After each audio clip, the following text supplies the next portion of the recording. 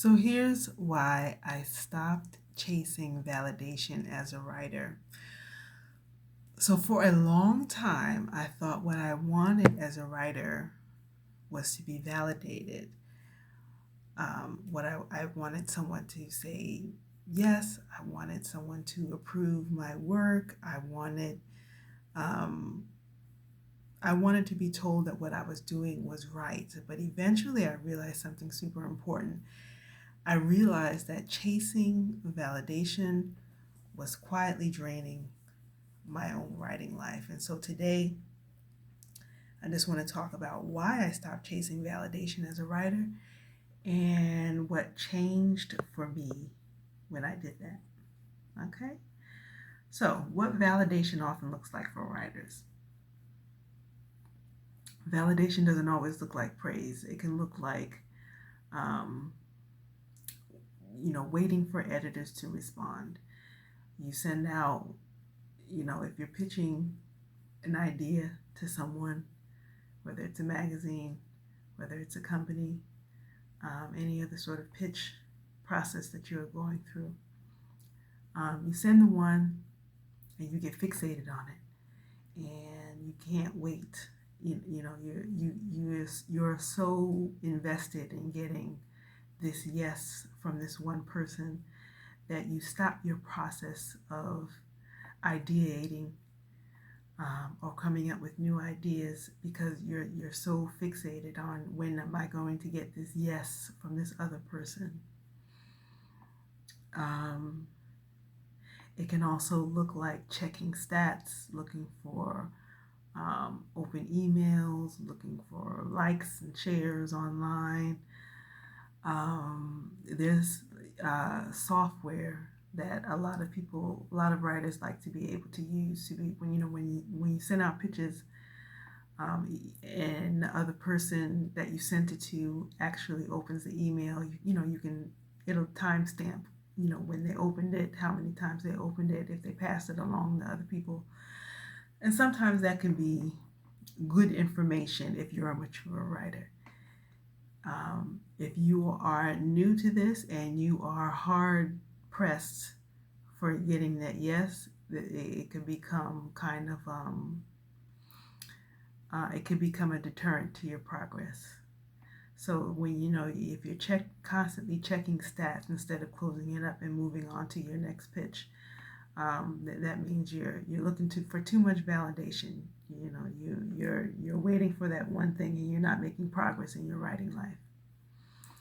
Um, a lot of new writers, they hope that a piece so-called lands for people instead of just writing what it is that they need to be able to say and like moving the hell on.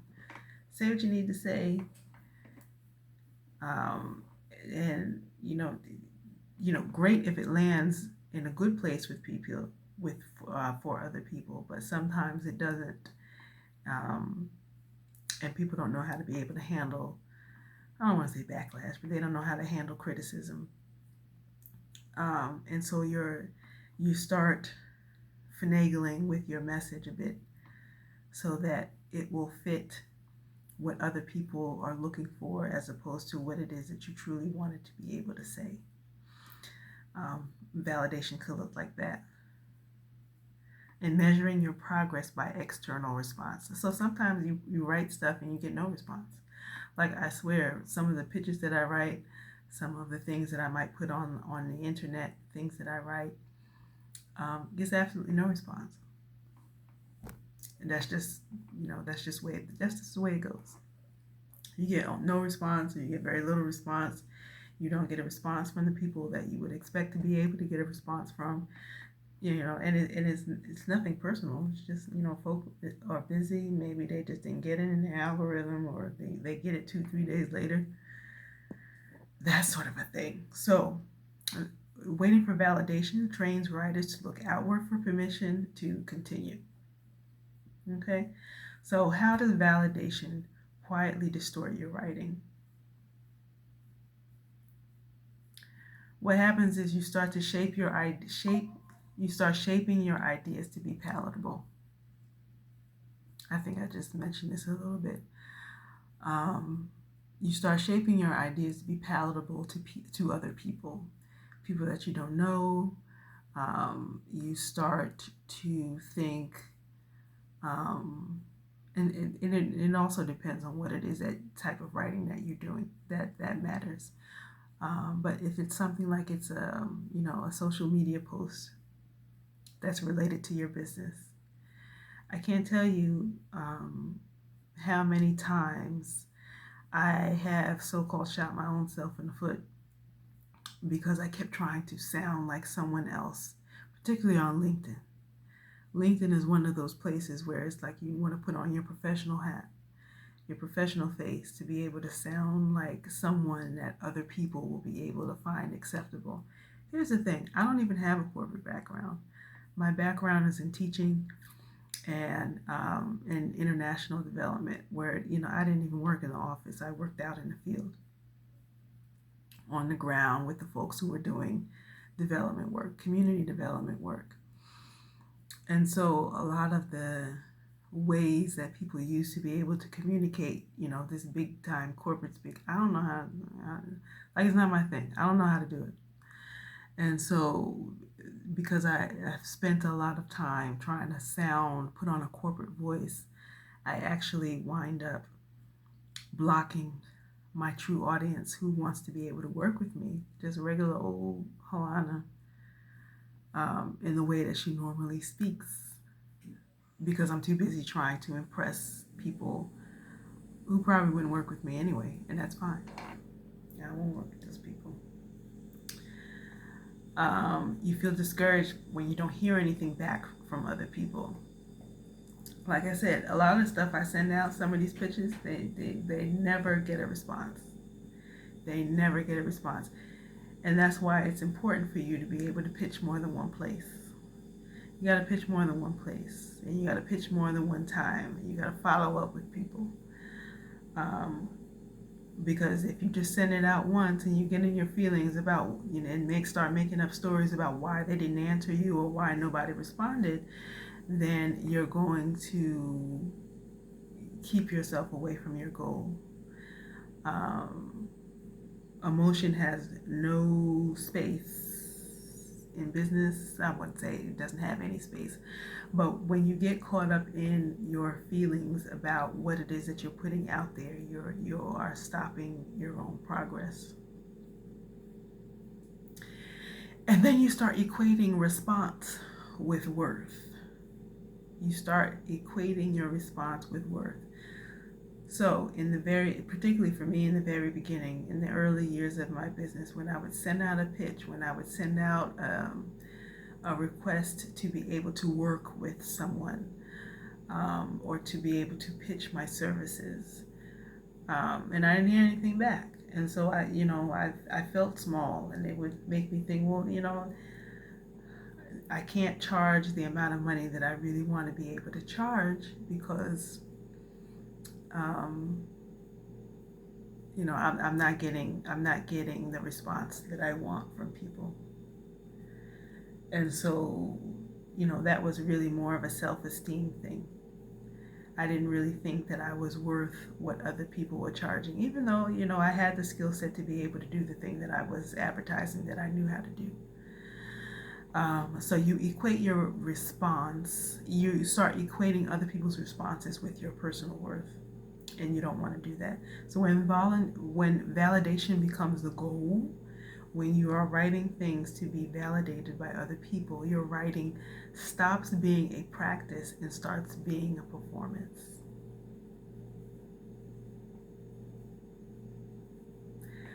When validation becomes the goal, your writing stops being a practice and it starts being a performance. And performance is hella exhausting, especially over time.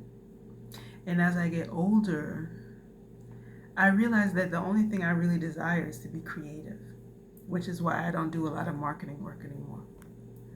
I won't say that I hate it, but if it doesn't look like a certain way, like I really love, interviewing people. I like doing case studies and things like that. But a lot of other stuff I don't want to be able to do. anymore. Like there was a point where I was just like, if you had a budget child, I was available. I was available to write any damn thing that you needed. If it had something to do with marketing and you needed to hire somebody, your girl made herself available. I don't do that anymore. After 10 years, I figured out where my strong suit is. And I don't have to pretend like I have the skills to do other types of writing. I don't have to pretend like I have the skills to be able to do other types of writing, and I can really just sort of focus on where my actual creativity is. And really, I'm 48. I really just want to be creative. I just want to do my stuff. And if there are other projects that happen to come up that involve marketing, I know what it is that I have to be able to offer other people, to be able to give them my best work, and it doesn't feel like I have to pretend like I'm doing something that I don't want to do. So what happens when you stop chasing validation?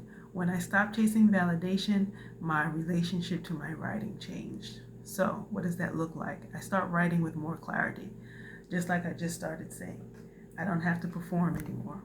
I don't have to act like I have the skills. What I used to do, and it's not always necessarily a bad thing, particularly when you're not clear on what you're good at yet. In the early days of my business, I just knew that I was doing content marketing, and I needed to be able to get a feel for what was, what people were asking for and what the skills were needed for me to be able to do it. And so I would teach myself. I would just do it just to be able to teach myself how to be able to do it. But now, after 10 years, I'm very clear on what it is that I do well, what it is that I actually like doing. And I really love doing things that involve interviews. So, if I'm going to do like a marketing project, it would have to be something like a case study where you're working with maybe subject matter experts. Maybe I'm talking to companies, clients, getting their ideas on how it is that they worked with that particular company, and talking about why they loved it so much and how it has changed their business, their life in the long term. So I get to be able to write with more clarity. When I started writing for magazines, I just said, I can write for anything, right? I can write for any magazine. But then that started to go left, because it did. Pitching is a process that it feels like it can take up a lot out of you, but it only takes a lot out of you if you're writing for something that you're not excited about. So pitching for magazines really depends on what your personal point of view is. If you can find personal points of view that fit the publication that you want to be able to work for, that's when you get the best. That's when you get the best result for you as a writer. You get more satisfaction out of it. And so your validation becomes an internal thing as opposed to writing to be able to validate, having other people validate your skills for them. I hope that makes sense. You get to choose projects more intentionally. I think I just said that. You get to choose your projects more intentionally because our focus and our energy is finite. We all need rest. We need rest periods. We need to be able to sleep. Particularly, I'm learning now that I'm in perimenopause that I need to be able to sleep minimum 8 hours a night, sometimes 10. I don't know where the hell that came from. I used to be able to sleep 7-8 hours a night. It was great. Not anymore. Not anymore. There's some days where I just need 10 hours of sleep. I just need 10 hours of rest. And so, if I'm working where I feel like I have to be in 20 different places that I don't even want to be at, because I'm not choosing my projects intentionally, that becomes a problem. cuts into my rest time. It cuts into my food preparation time. It cuts into my my walking and calisthenics time, because all of those things are important to my personal health upkeep, and that in turn supports my ability to be able to write. So you need to choose your projects intentionally when you're a writer. So I stopped asking, will my writing be accepted, and started asking, is this even worth writing for me? What is the kickback that I get if I take this project on? So validation and independence. Your independence doesn't mean that you don't care about your readers or your editors. What it does mean is that you don't need approval to be able to keep going. You don't need approval. This is your writing career, so you get to do it the way that you want to be able to do it. And when you do that, you start to think about your publishing career, because really that's what you're creating. You're creating an independent publishing career. You're creating, publishing becomes strategic as opposed to being emotional. So whereas sometimes I feel like in jobs you get sort of, you pick a job and you're just sort of told what to do. Not all the time. But there's projects and priorities that were chosen before you got there. And so, when you join a team, you're there to be able to participate. You work in service to that particular that particular set of goals for the company.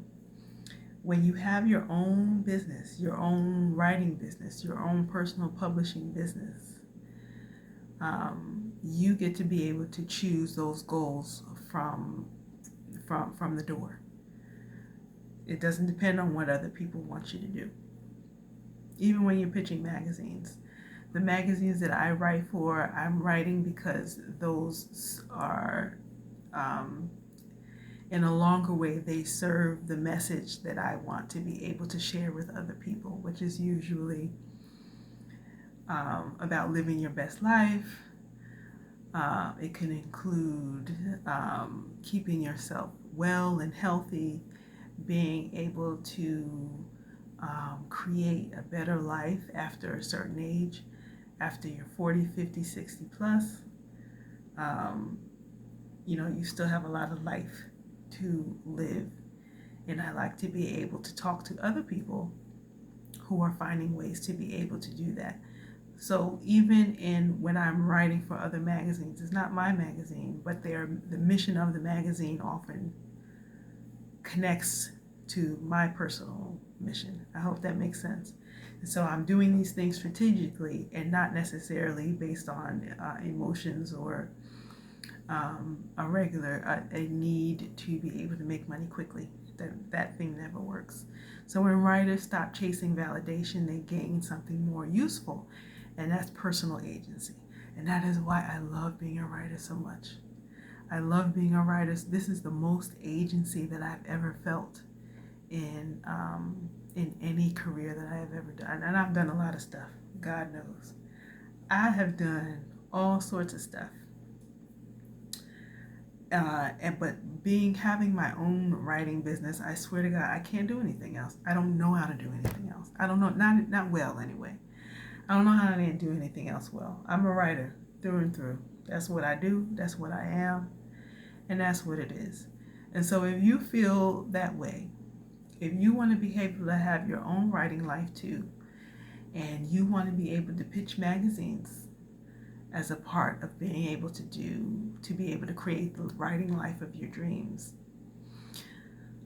without having to perform for approval, what I'm doing is I am sharing a free download. It's called 5 Successful Magazine Pitches.